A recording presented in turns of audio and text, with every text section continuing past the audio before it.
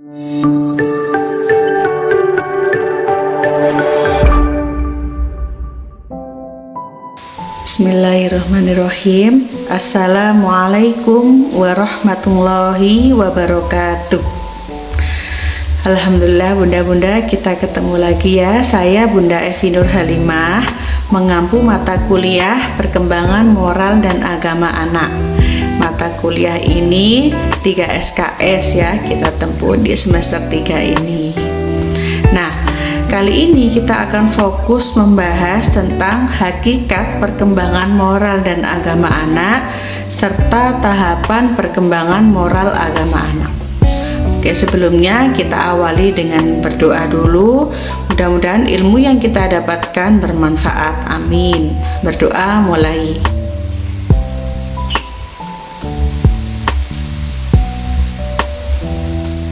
Selesai. Satu lagi ya, jargon piaut. Yuk sama-sama ya.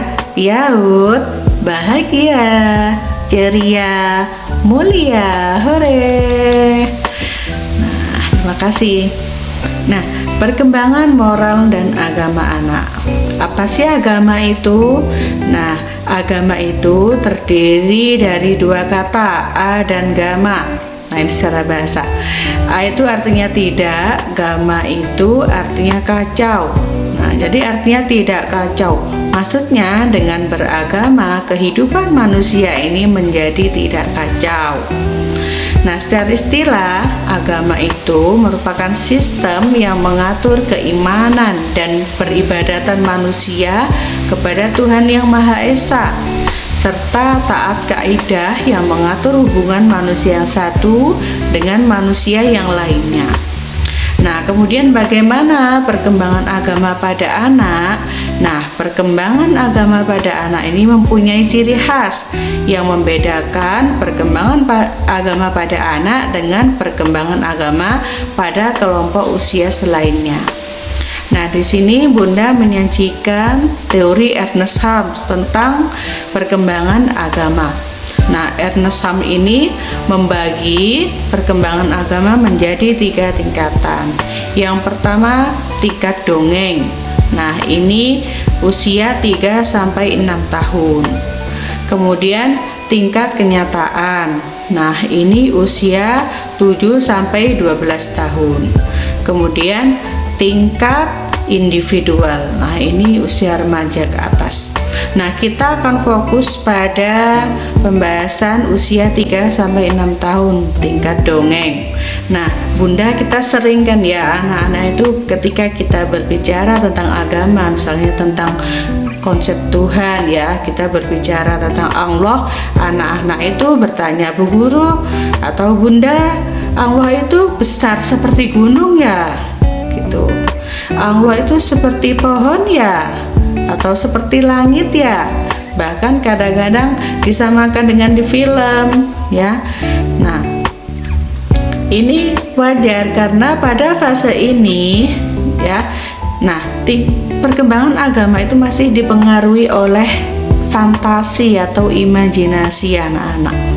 Nah, wajar seperti itu, tapi pada fase ini kita tetap harus menyampaikan ya penjelasan atau memberikan pemahaman bahwa Allah itu tidak menyerupai apapun, tidak sama dengan apapun.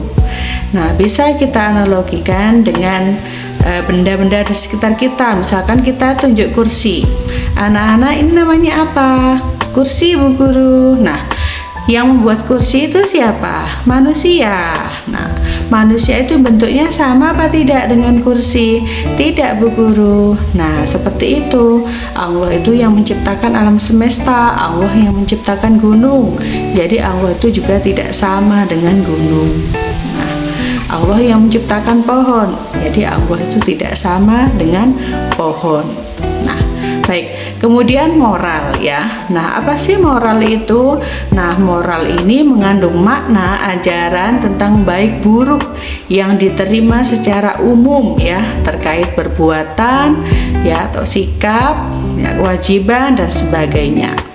Nah, lalu bagaimana perkembangan moral pada anak usia dini? Nah, perkembangan moral pada anak usia dini ini dapat diarahkan ya pada pengenalan akan kehidupan pribadi anak ya, dalam kehidupannya dengan hubungannya dengan orang lain. Nah, di sini Bunda menyajikan teori perkembangan moral dari Kohlberg ya.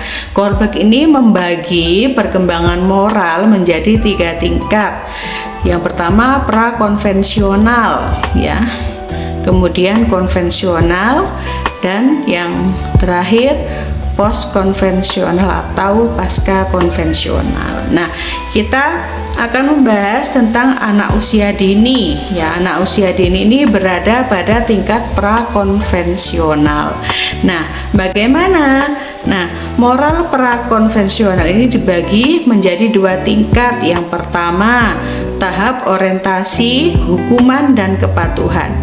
Nah, pada fase ini anak itu melakukan sesuatu supaya memperoleh hadiah atau reward ya, dan tidak mendapatkan hukuman. Misalkan si anak mau bersikap baik, tidak berbohong, supaya tidak dimarahin sama bu guru, atau sama ayah bundanya, dan supaya mendapat hadiah nanti.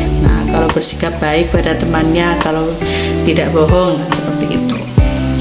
Yang kedua, tahap orientasi relativis instrumental ya. Nah, pada tahap ini anak sudah tidak secara mutlak bergantung pada aturan yang ada, tapi mereka sudah mempunyai keinginan ya. Jadi mereka bertindak